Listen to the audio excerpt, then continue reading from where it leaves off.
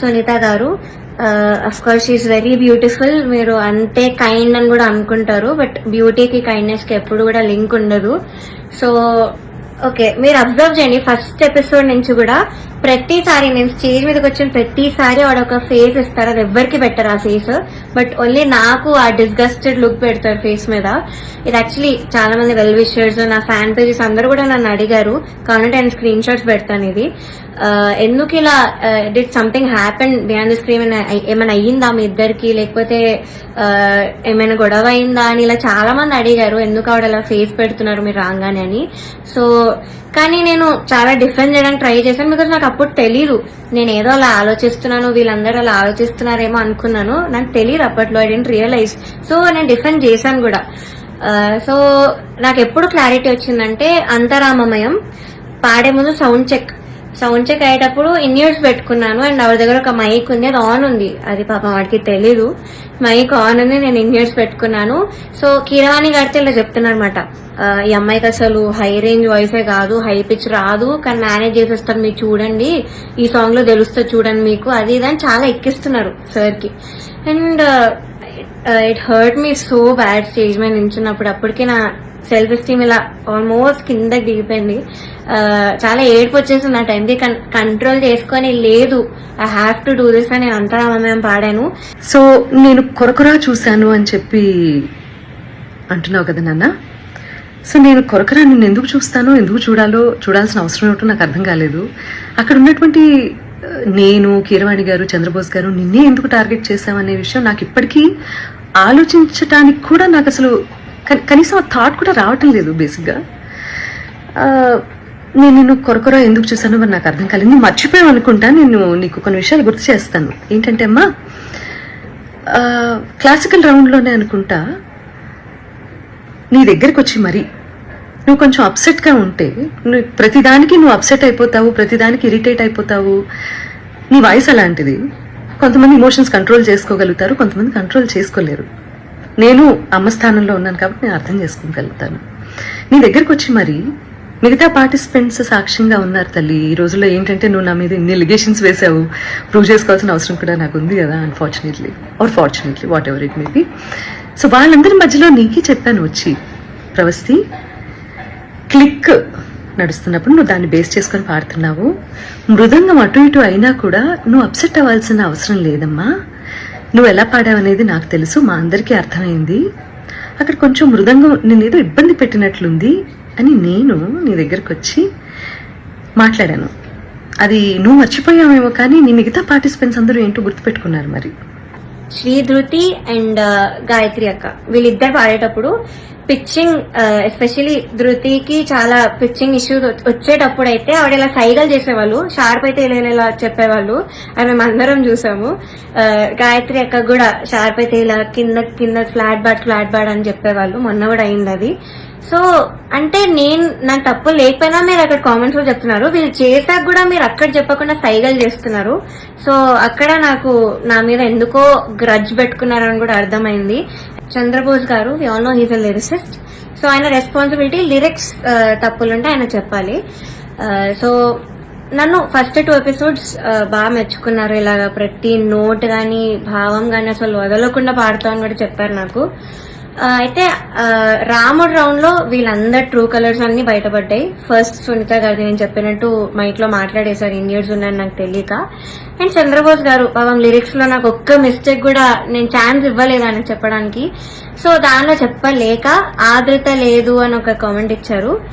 అది ఇంకేం చేయాలి, మేల్ సాంగ్ సేమ్ ఇంపాక్ట్ ఒక ఫీమేల్ వాయిస్ నుంచి మీరు ఎక్స్పెక్ట్ చేయలేరు. సో అంతరామమయం is a male song. So ఇంకా లిరిక్స్ లో చెప్పలేక ఎందుకు ఇంకా క్రియేట్ చేసుకొని చెప్పడం నాకు అర్థం కాలేదు. అదే రౌండ్ లో ఒక అమ్మాయి లిరిక్స్ మర్చిపోయింది రాముడి పాటలో, అది మాత్రం ఆయన మెన్షన్ చెయ్యలేదు. బీయింగ్ ఎ లిరిసిస్ట్ ఆయన రెస్పాన్సిబిలిటీ ఉంది కూడా ఆయన చెప్పలేదు. ఆ రౌండ్ లో లిరిక్స్ మర్చిపోయింది, చెప్పలేదు. ఇంకా మమ్మల్ని ఏడ్పించేసావు అది ఇది అని చెప్పింది. చాలా మంది చేతిలో రాసుకొని వచ్చారు, అది కూడా ఆయన చెప్పలేదు, అది కూడా కౌంట్ చేయలేదు. కానీ నాకు మాత్రం లేని నెగిటివ్ పాయింట్స్ అన్ని, ఆయనకు అవసరం లేని నెగిటివ్ పాయింట్స్ అన్ని కూడా చెప్పారు. లిరిక్స్ లో మాత్రం నేను ఇప్పటివరకు ఆయనకు ఒక్క ఛాన్స్ కూడా ఇవ్వలేదు సాంగ్స్ లో. నువ్వు గాయత్రి ఫేవరెటిజం శ్రీలలిత ఇంకోళ్ళు అని రకరకాల పేర్లు తీస్తున్నావు, నాకు అదేంటో అర్థం కావట్లేదు. కానీ వీళ్ళెవ్వరూ మ్యాంగో మ్యూజిక్ లో పాడలేదమ్మా, నువ్వు తప్ప. నేను నిన్నే ఎందుకు పిలిచాను వీడియో చేయడానికి? నిహాల్ గారు నీ గురువు గారు అష్టలక్ష్మి స్తోత్రం చేసినప్పుడు నేను వెనకాల కోరస్ బ్యాచ్ లో నువ్వు పాడావు, గుర్తుందా నీకు?